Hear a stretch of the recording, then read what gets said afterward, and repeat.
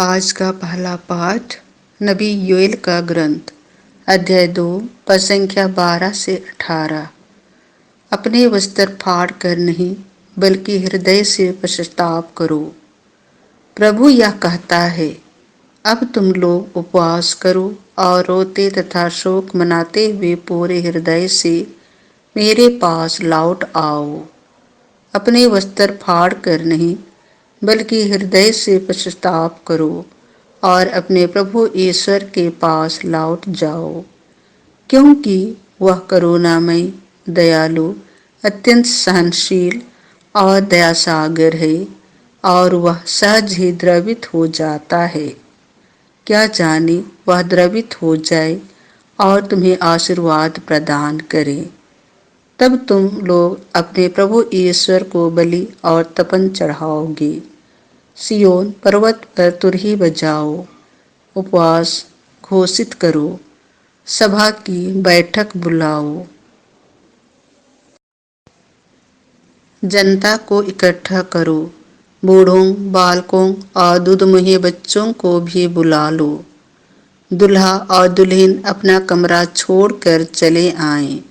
प्रभु ईश्वर की सेवा करने वाले याजक मंदिर में वेदी के सामने रोते हुए इस प्रकार प्रार्थना करें, हे प्रभु, अपनी प्रजा पर दया कर, अपने लोगों का अपमान ना होने दे, राष्ट्रों में उनका उपहास ना होने दे। गैर यहूदी यह न कहने पाए कि उनका ईश्वर कहाँ रह गया। तब प्रभु ने अपने देश की सुध ली और अपनी प्रजा को बचा लिया। यह प्रभु की वाणी है।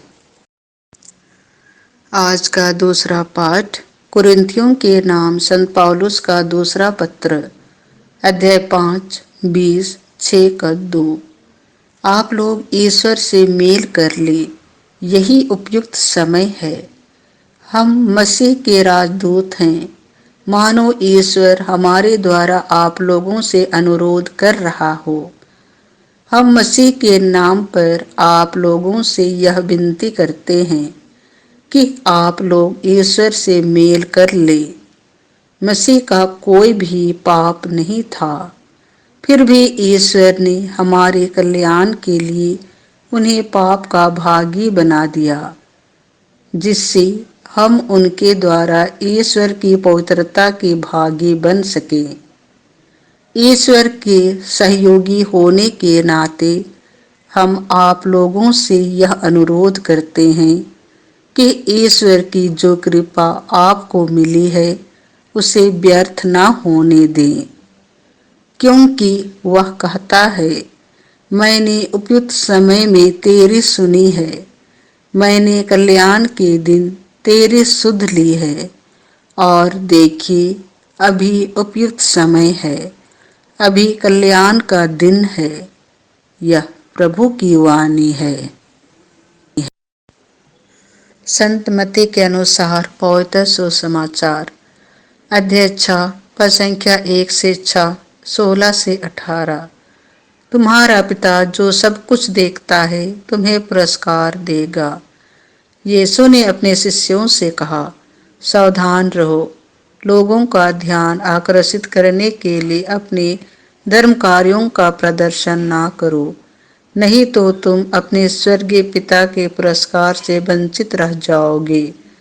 जब तुम दान देते हो तो इसका ढिंढोरा नहीं पिटवाओ। ढोंगी सभागृहों और गलियों में ऐसा ही किया करते हैं, जिससे लोग उनकी प्रशंसा करें। मैं तुम लोगों से कहे देता हूँ, वे अपना पुरस्कार पा चुके हैं। जब तुम दान देते हो तो तुम्हारा बायां हाथ यह न जानने पाए कि तुम्हारा दायां हाथ क्या कर रहा है। तुम्हारा दान गुप्त रहे और तुम्हारा पिता जो सब कुछ देखता है तुम्हें पुरस्कार देगा। ढोंगियों की तरह प्रार्थना नहीं करो। वे सभागृहों में और चौकों पर खड़े होकर प्रार्थना करना पसंद करते हैं, जिससे लोग उन्हें देख सके। मैं तुम लोगों से कहे देता हूँ, वे अपना पुरस्कार पा चुके हैं। जब तुम प्रार्थना करते हो, अपने कमरे में जाकर द्वार बंद कर लो और एकांत में अपने पिता से प्रार्थना करो। तुम्हारा पिता जो एकांत को भी देखता है, तुम्हें पुरस्कार देगा। ढोंगियों की तरह मुंह उदास बनाकर उपवास नहीं करो। वे अपना मुंह मलिन कर लेते हैं, जिससे लोग यह समझे कि वे उपवास कर रहे हैं। मैं तुम लोगों से कह देता हूँ, वे अपना पुरस्कार पा चुके हैं। जब तुम उपवास करते हो तो अपने सिर में तेल लगाओ और अपना मुंह धो लो, जिससे लोगों को नहीं, केवल तुम्हारे पिता को जो अदृश्य है, यह पता चले कि तुम उपवास कर रहे हो। तुम्हारा पिता जो अदृश्य को भी देखता है, तुम्हें पुरस्कार देगा। यह प्रभु का सुसमाचार है।